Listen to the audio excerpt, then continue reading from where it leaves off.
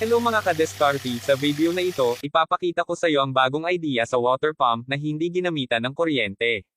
Ang idea na ito nagmula sa ibang bansa, kaya ang pinakita kong idea sa inyo ay imported. Ang gagawin nyo na lang panoorin ang video na para makakuha kayo ng idea, sa ganitong paraan mahalaga ito para magamit mo kahit sa deep well o puso. Ang unang hakbang na ginawa dito, dapat mayroon kang drum, pwede bakal na tulad nito, or pwede rin plastic.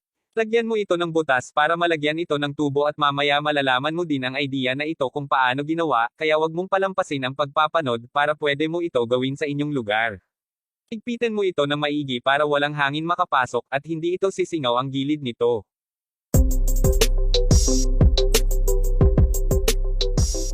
Pagkatapos dalhin ito sa lugar kung saan na may tubig, at ready na ito sa setup, at nakahanda na rin ang mga PVC pipe na gagamitin, at nakahanda na rin ang patungan ng dalawang drum. Sa ganitong gawain, nagtutulungan ang mag-asawa na ito, alam nila na hindi kayang gawin, kung mag-isa lang ang gumawa nito, dapat may katuwang ka sa buhay para mapabilis ang gawain mo.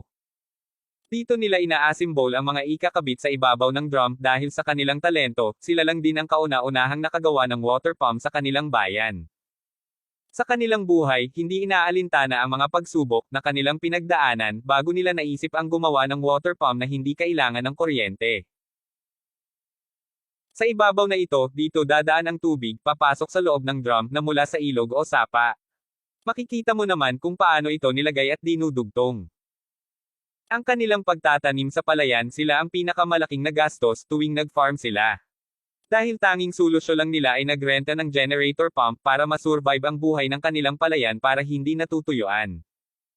Ngayon naman sinimulan na nila ang pagdugtong ng PVC pipe na papunta sa ilog, ang kanilang ginawa, dalawang drum ang ginamit nila para malakas ang tubig papasok sa kanilang palayan. Sa kanilang pagsisikap para sila makakain, ilang beses na silang na-failure, na wala silang ani o kita sa palay dahil sa kakulangan ng supply ng tubig.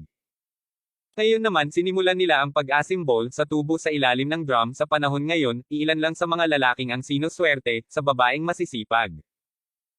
Ang dalawang butas ng drum sa ilalim nito ipagdugtong mo, at ipag-isa mo sa isang tubo, para malakas ang pressure ng tubig, o mas maraming tubig ang mahigop mula sa ilog.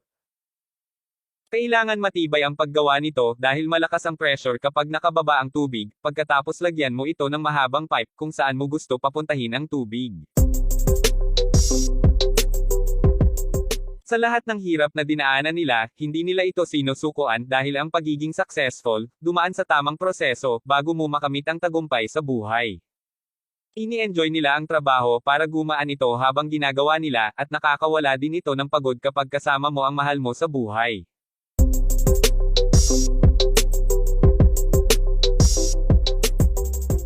Pagkatapos lagyan mo ng tubig ang dalawang drum, ito ay self-pain pero pag successful ito one time mo lang ito gawin.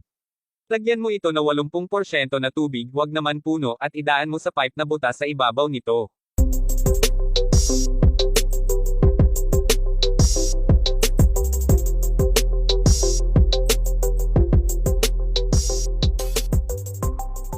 Pagkatapos i-close mo lahat ng lock sa ibabaw, at i-open mo ang lock sa ibaba, para makalabas na ang tubig.